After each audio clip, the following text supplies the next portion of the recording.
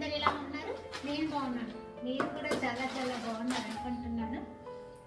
First పెద్దలందరికీ నమస్తే, చిన్నపిల్లలకి hi. Welcome back to our channel star mom blogs. ఈరోజు యాక్చువల్గా బయట సడన్గా దాదాపు ఒక 3 days నుంచి అండి ఏడుతరిపి లేకుండా వర్షం పడుతుంది.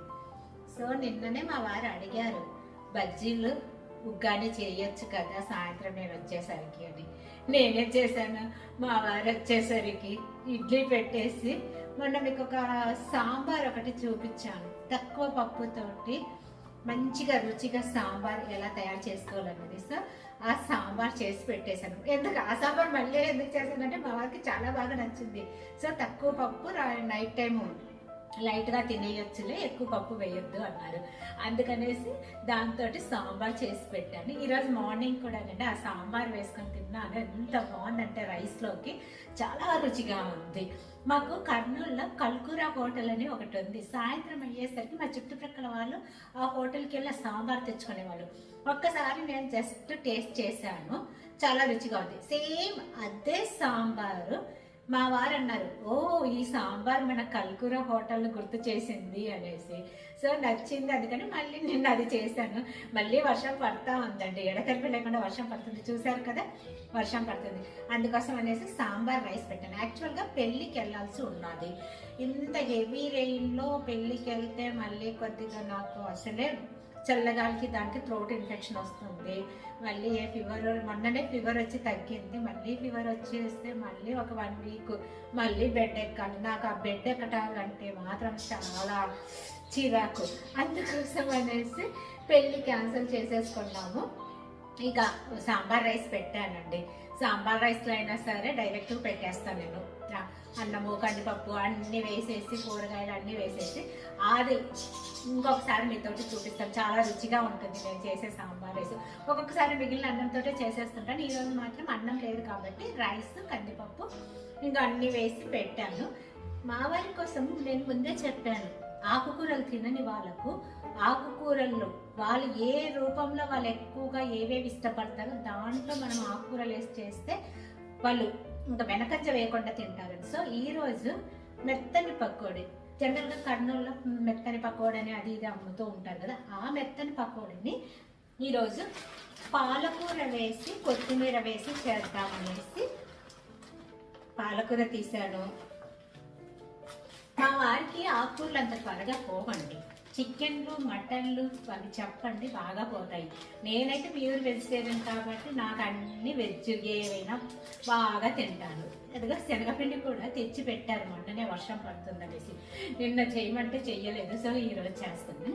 ఎలా చేశాను అది కూడా నైట్ టైం తింటున్నాం కాబట్టి గ్యాస్ ఫామ్ అవ్వకుండా మనకు ఇంకా హెల్దీగా ఉండేలాగా, అలాగే కడుపులో మనకు ఎలాంటి ఇబ్బంది లేకుండా నైట్ నిద్రపోయేటప్పుడు సో ఇంకొన్ని ఇంగ్రీడియంట్స్ వేయటం వల్ల రుచి మరింత పెరిగేలాగా నేను ఈరోజు చేస్తున్నాను. ఎలా చేస్తున్నానో మీరు కూడా చూసేయండి.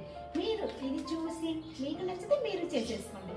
సింపుల్, రెగ్యులర్గా మనం చేసేదేనండి, మరీ ఎక్కువేం కాదు. కాకపోతే కొన్ని ఇంగ్రీడియంట్స్ నైట్ టైం చేస్తున్నాను కాబట్టి కొన్ని యాడ్ చేస్తున్నాను అంతే. అవి ఏమిటో మీరు కూడా చూసేయండి. ఓకే, నేను ఇంకెందుకు కాల్సి నేను ఈ బజ్జీలు ఎలా చేస్తున్నాను చూసేయండి. ఈ బజ్జీలు తయారు చేయటానికండి చెప్పాను కదా, పాలకూర కొత్తిమీర వేసి. సో ఒక ఉల్లిపాయ సన్నగా ముక్కలుగా కట్ చేసేసుకొని ఒక బౌల్లో వేసుకోవాలి. అలాగే కొత్తిమీర సన్నగా తరిగేసి, అలాగే ఒక చిన్న అల్లం ముక్కను చిన్న చిన్న ముక్కలుగా కట్ చేసి అది కూడా వేసుకోవాలి. పాలకూర బాగా కడిగేసి చిన్నగా ముక్కలుగా కట్ చేసుకొని అది వేసి, ఒక 2 పచ్చిమిరపకాయలు చిన్న ముక్కలుగా కట్ చేసుకొని అవి వేసిన తర్వాత ఒక 2-3 స్పూన్లు అటుకులు. ఈ అటుకుల వలన మనకు ఐరన్ పెరుగుతుంది. చాలామందికి నీరసం అనేది ఉంటుంది, ఆ నీరసం కూడా తగ్గి మన ఎముకలకి కాల్షియం కూడా అందుతుంది. ఆ తర్వాత కొద్దిగా ఉప్పు, కారము, పసుపు, కొద్దిగా ధనియాల పొడి,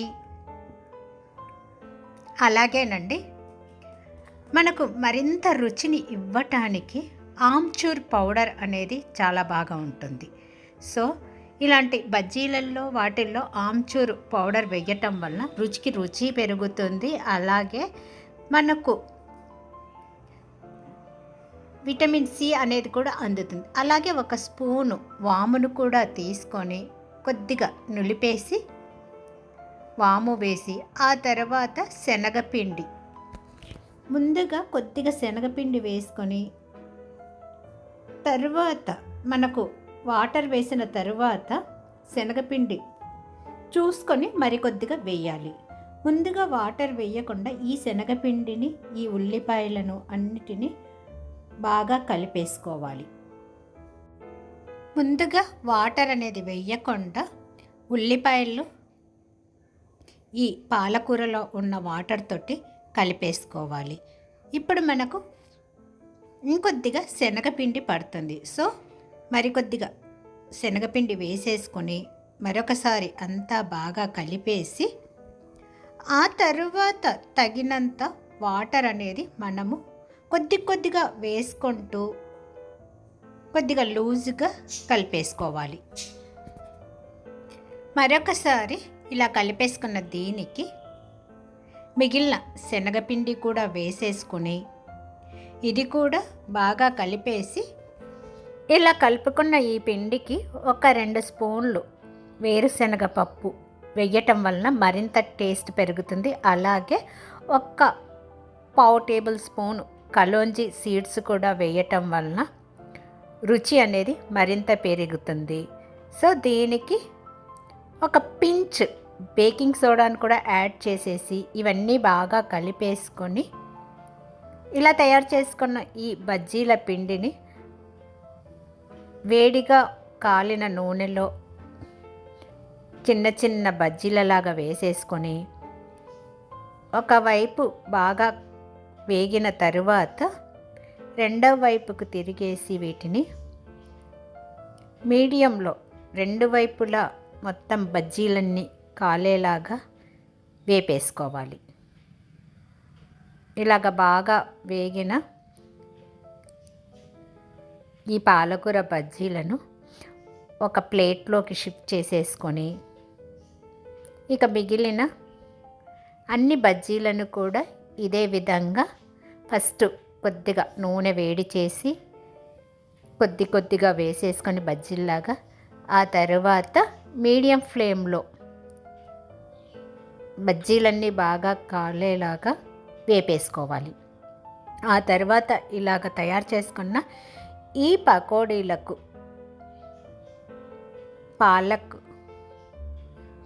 బజ్జీలు లేదా పాలక్ పకోడీకి మెత్తని పకోడీకి జీలకర్ర పొడి చల్లేసి చిన్నగా ఉల్లిపాయలు ముక్కలుగా కట్ చేసుకొని ఈవినింగ్ స్నాక్స్గా పిల్లలకు ఇస్తే సరిపోతుంది. నేనైతే ఈరోజు సాంబార్ రైస్లోకి ఈ మెత్తని పకోడీని చేశాను. ఓకేనండి, చూశారు కదా, ధనధన వర్షం, జలజల వర్షం, చల్లని వెదరు. సో మా వారి కోసము నేను యాక్చువల్గానండి ఈవినింగ్ స్నాక్స్ కింద అయితే ఇలా పిల్లలకు ఉల్లిపాయ కట్ చేసి చిన్న ముక్కలు చేసి దాని పక్కన క్యారెట్ తురుము, కొద్దిగా కొత్తిమీర, ఇలా జీరా పౌడర్ చల్లేసి మనము దీంట్లో అన్ని మంచి వేసాము. అల్లము డైజెషన్కు మంచిది, వాము కడుపులో నొప్పి రాకుండా డైజెషన్ బాగా అయ్యేలాగా చేస్తుంది. అలాగే మనము ఇవి కలోంజీ సీడ్స్ వల్ల కూడా మనకు డైజెషన్ ఇష్యూస్ రాకుండా ఉంటుంది.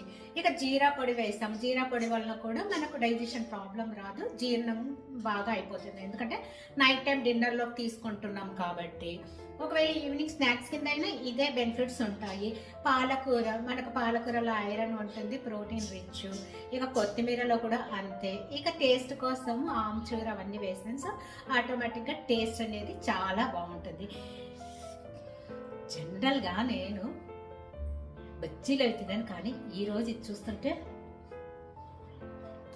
ఇంకొకటండి, మనము ఈ అటుకులు వేసాం కదా, అటుకులు నానబెట్టకుండా వేసాం. సో ఆ అటుకులు అనేవి మనకు అక్కడక్కడ తగిలేసి క్రంచీనెస్ వస్తుంది, కర్క్ అనేసి క్రంచీనెస్ వస్తుంది. సో